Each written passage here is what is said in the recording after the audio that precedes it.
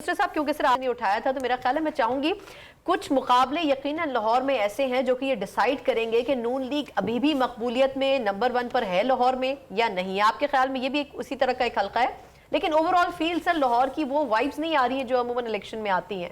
मैं आपसे वही अर्ज कर रहा हूँ जी, मैं चूंकि इन दरवाज़ों के अंदर यानी पैदा हुआ हूँ और मेरी माँ और वालिद भी पैदा हुए थे। ठीक, मैंने अपनी ज़िंदगी में पहली बार सुना है कि अदनान साहब को मैंने दो बंदों से लाहौरी में कहा दिया मुल्तानो इन्होंने दसवे थे कौन जिद्दा पे है। उन्होंने कहा मैं आपको राज क्यों बताऊं कि लाहौर में कभी नहीं हुआ। अच्छा खुलकर बता। लाहौर में ज़ियाउल हक के ज़माने में कहते थे कि कब्र पे दे आएंगे भुट्टो को वोट।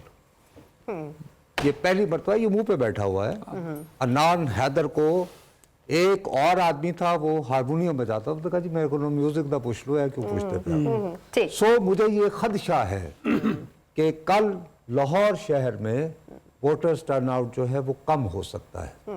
वो कम होने से मुस्लिम लीग अगर सारी सीटें भी जीत गई तो जीत के भी हारेगी।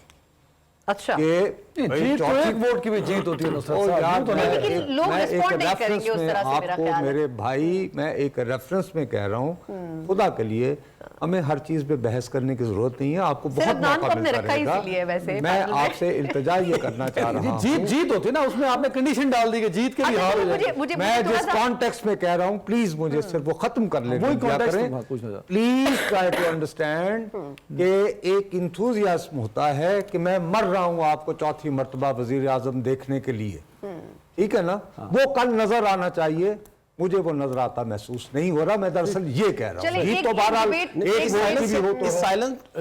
जो साइलेंस जो आप फरमा रहे हैं ऐसा नहीं था, तो इसका उलट भी हो सकता है कि शायद वो साइलेंट वोट कल आ भी जाए, बाहर निकल भी सकता है। लेकिन वो फिर इनका नहीं होगा। हाँ, इनका नहीं कह रहे, ओवरऑल कह रहे हैं कि टर्नआउट बढ़ सकता है। मैं ये कह रहा हूँ कि लाहौर में अंदरून शहर मैं दोबारा कह रहा हूँ कि 12 दरवाजे और एक मोरियारी लाहौर के अंदर मैंने ऐसी खामोशी इलेक्शन के बारे में आज तक नहीं देखी। नहीं सर, वैसे खामोशी तो पूरे शहर में ही नजर आ रही है। वो मैंने ऐसी खामोशी इस शहर में नहीं देखी। तो ये टर्नआउट ज्यादा होने की अलामत भी हो सकती है। मेरा ख्याल है जी ये कम की है। मुझे थोड़ा सा इस्लामाबाद से जरा सा अपडेट लेने थे। हमारे साथ आमिर सईद अब्बासी साहब मौजूद हैं, bureau chief Islamabad public news के, उनसे जरा बात कर लेते हैं। आमिर, अगर मुझे सुन सकते हैं, इस्लामाबाद तो बेसिकली दारुल हुकूमत है, लेकिन वहां पर भी वो गहमा गहमी नजर नहीं आ रही है। क्या लगता है कि बड़े जो इंपॉर्टेंट हलके हैं वो क्या डिसाइड करने जा रहे हैं अवाम के हवाले से भी और वोट के हवाले से भी? थैंक यू सो मच सना। इस वक्त हम इस्लामाबाद के हल्का N47 में मौजूद हैं और यहाँ पर कुछ गहमा गहमी जो दो कैंडिडेट्स हैं जिसमें डॉक्टर तारिक फजल चौधरी और मुस्तफ़ा नवाज खोखर के तो हमायती नज़र आते हैं। इसके अलावा कोई यहाँ पर सियासी एक्टिविटी नज़र नहीं आ रही। उसकी बुनियादी वजह यह है कि तहरीक इंसाफ के जो कैंडिडेट्स हैं वो आज मेरी तीनों कैंडिडेट से बात हुई। उनमें से एक जो है वो अपनी ज़मानत करवा रहे थे, एक अपने बंदों की ज़मानत करवा रहे थे और एक जो है शोएब शाहीन साहब वो अपने जो पोलिंग एजेंट्स हैं उन्हें ढूंढ रहे थे। लिहाजा आज भी इस्लामाबाद हाई कोर्ट में उनका ज़्यादा वक्त गुजरा या कचहरी में गुजरा।